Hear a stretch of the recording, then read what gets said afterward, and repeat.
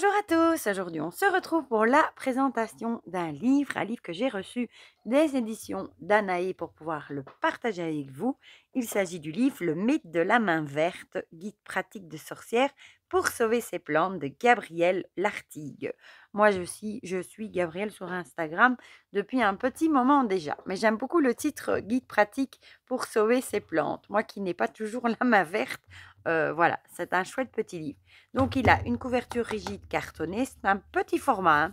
C'est pas un grand livre. Il tient facilement dans un sac. La tranche est comme ceci. Et on va lire ensemble ce qui est écrit au dos. Bienvenue dans le mythe de la main verte. Vous aussi, vous rêvez de faire entrer les plantes dans votre vie. Le monde végétal vous fascine, mais vous avez l'impression que rien ne vous survit. Ce grimoire, pas comme les autres, vous ouvre les portes d'un nouveau monde, celui de la magie verte. Changez de perspective face à vos plantes. Apprenez à les comprendre et à les écouter pour vivre avec elles en toute sérénité. Cet ouvrage vous livre des secrets pour les soigner, les protéger et communiquer avec elles. Sorcières et sorciers, passionnés de plantes à la recherche d'un guide de survie pour transformer votre intérieur en véritable jungle. Ce grimoire est fait pour vous. Tenez-vous prêt à passer de l'autre côté, traverser le miroir et découvrir le monde végétal autrement. Il est au prix de 17,95 € et vous le trouvez partout, hein, Amazon, Fnac, sur le site d'Alliance Magique, etc. Et il est tout simplement magnifique. Voilà. J'aime beaucoup cette illustration déjà. Il est tout en couleur sur un papier qui fait un peu effet vieilli, parchemin comme ça. Voilà. Bon, ici, on a une petite dédicace. Le sommaire. Donc, qu'est-ce qui nous rapproche d'une plante? S'ancrer et communiquer avec le vivant, le végétal. Prendre soin d'une plante, la magie des plantes.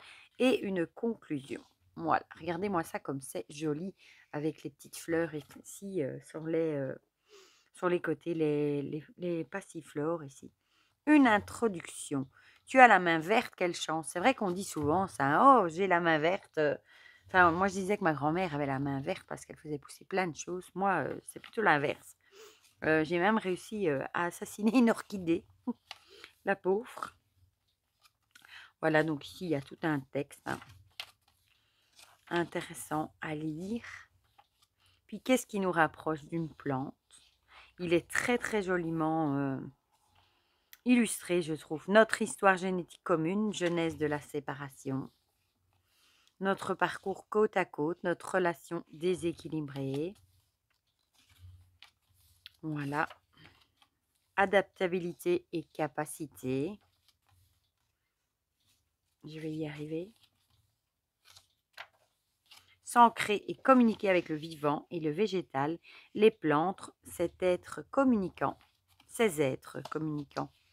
Que je parle français. Pensée négative et pensée positive. Voilà, il y a beaucoup de textes. Hein.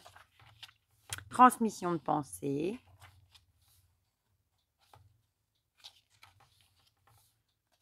Moi, je l'ai trouvé très, très chouette, franchement. Chacun son rythme. Accepter le rythme différent, la maladie et la mort. Donc ici, chacun son rythme. La beauté de l'éphémère. Oui, il y a des plantes, c'est vrai qu'ils font des fleurs pas longtemps hein, et qui fanent vite. Les maladies. Prendre soin d'une plante. Comprendre ses besoins de base. La lumière. C'est joli ça. Il y a des plantes qui aiment la lumière, d'autres pas trop. L'eau, pareil, hein, il y en a qui aiment beaucoup d'eau, d'autres pas du tout. Les petits tips. L'humidité, pareil, il y en a qui aiment l'humidité, d'autres pas du tout.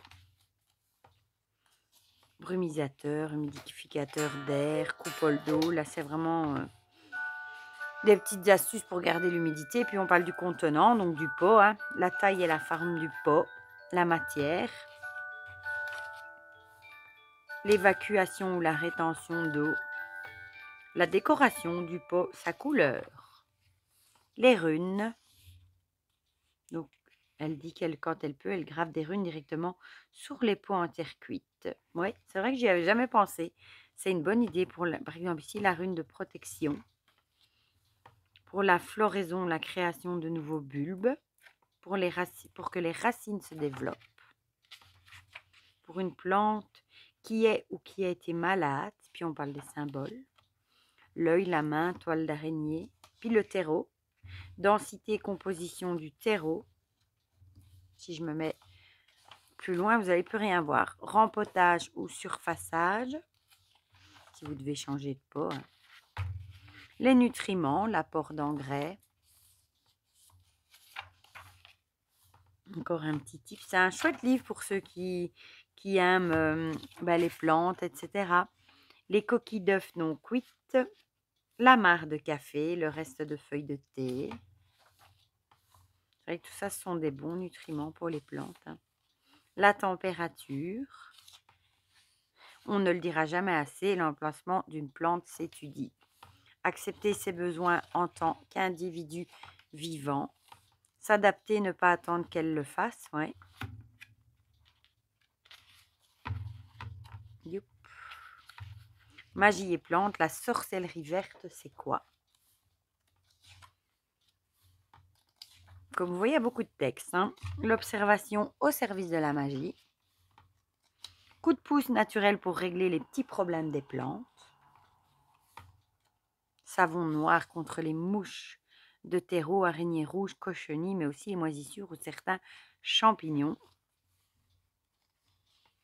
Il y a des petites recettes, des plantes pour aider les plantes. Coccinelle araignées contre les petits parasites et les larves.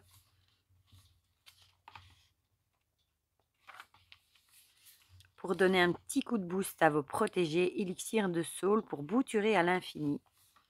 La bière et l'huile de neem comme soin de beauté et anti-poussière. Bouchons, etc. La lithothérapie pour les plantes. Ah, c'est chouette ça. Cristal de roche, ancrage, soutien, connexion à la nature. L'ambre pour la guérison. Je crois que c'est la première fois que je vois un livre sur la lithothérapie pour les plantes. Amulettes et talismans pour les plantes. Voilà, amulette de protection contre les agressions, insectes, parasites, champignons. Amulette de protection contre les énergies négatives. Les offrandes. L'influence de la lune et comment en tenir compte, donc la pleine lune, nouvelle lune, lune croissante et lune décroissante. Une conclusion. Voilà, et les crédits photos. Et on retrouve cette belle illustration ici. Voilà, les bougies, là, c'est bien fait, regardez, elles sont allumées et là, elles sont éteintes. C'est super joli. Voilà, il est tout petit, mais il est vraiment très chouette. Peut-être très chouette, comme par exemple pour moi aussi, qui n'est pas spécialement la main verte et qui aurait peut-être bien besoin d'un petit coup de pouce pour sauver mes plantes, justement. Moi, je le trouve vraiment très, très chouette. Du coup, dites-moi dans les commentaires ce que vous en pensez, si vous avez craqué pour ce livre, si vous le trouvez intéressant ou si vous attendiez de voir ce qu'il y avait dedans. Je sais que souvent, vous aimez bien voir les vidéos avant de craquer.